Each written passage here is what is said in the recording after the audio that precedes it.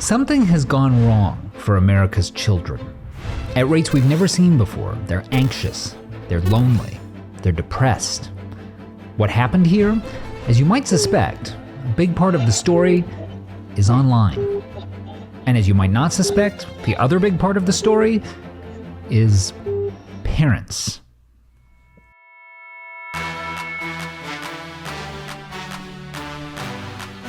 A lot of the turbulence in modern-day America boils down to two basic facts. Number one, the internet is awesome. Number two, the internet is awful. Now, really, America should be better equipped to deal with this paradox. After all, we're a country that specializes in things that start out promising but inevitably go off the rails. Cheeseburgers, big trucks, Kanye. And well, where the internet is concerned, you know how this story goes. Most of us are glued to our devices most of the time. And this is a decidedly mixed bag. Half of the time we're productive, in touch with friends, or at least entertained. And the other half we're just kind of scrolling and not feeling great about it. But here's where things get complicated. If finding a healthy balance between when to be online and when to be unplugged is a struggle for adults, it's something closer to a full-blown mental health crisis for adolescents.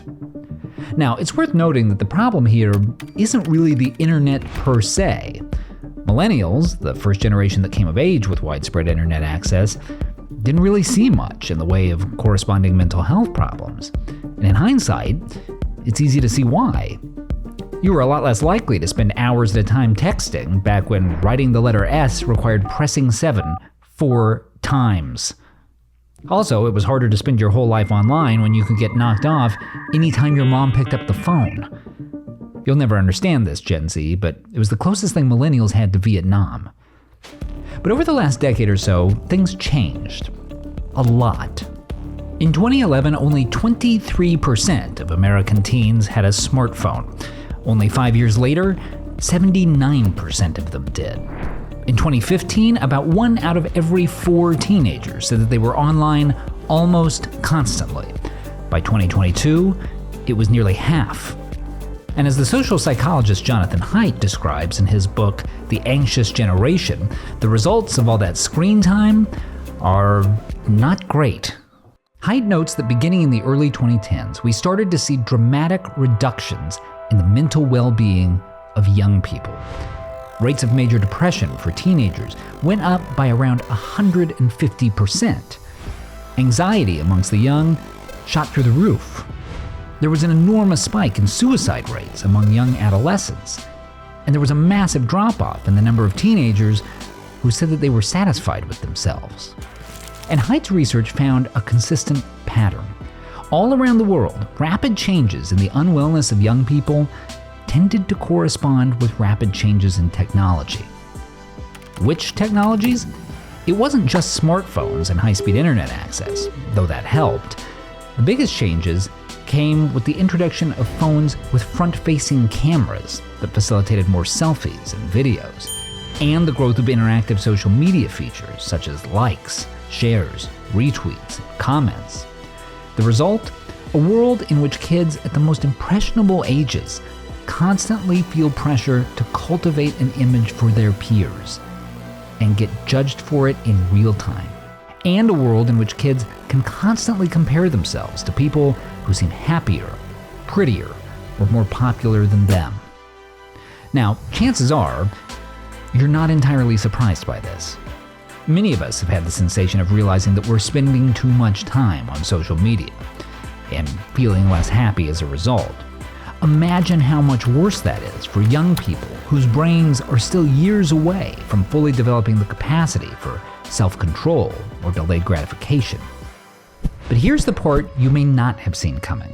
While Jonathan Haidt argues that part of the reason kids' well-being is suffering is because they're drowning in the worst aspects of online life, he argues that the other part is that we've removed too many opportunities for kids to develop in the real world. In the last few decades, the rise of overprotective parenting has dramatically reduced kids' opportunities to do things on their own. Playing with other kids unsupervised? On the decline. Trick-or-treating without a chaperone? Forget about it. Going into a different aisle of the grocery store than your parents?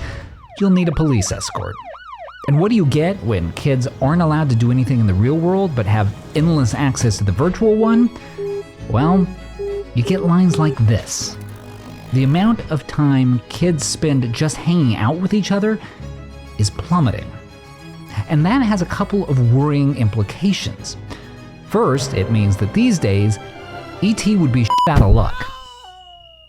But second, it means that kids are losing one of the most important tools for becoming functional adults: real-world interactions.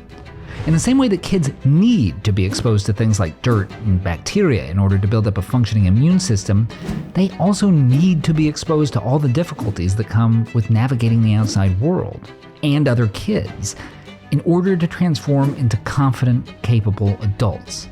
Talking with friends in person rather than via text means learning how to read body language and communicate by methods other than emojis.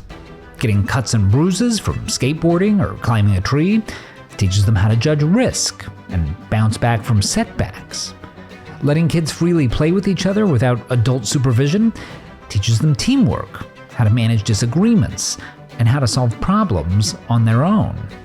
But as a recent study in the Journal of Pediatrics showed, today American kids have fewer and fewer of those opportunities, and likely as a result, feel like they have less ability to handle their own problems. So, yes, helping our kids does mean letting them spend less time in the online abyss, but it'll also mean giving them more freedom. Freedom to fail, freedom to succeed, freedom to get their feelings hurt, freedom to gain confidence they never knew they could have. That'll always be scary for parents. But let's face it, so are most things that are necessary to help children transform into adults. It may be tough, but it's the right thing to do for our children. And also probably the right thing to do for E.T.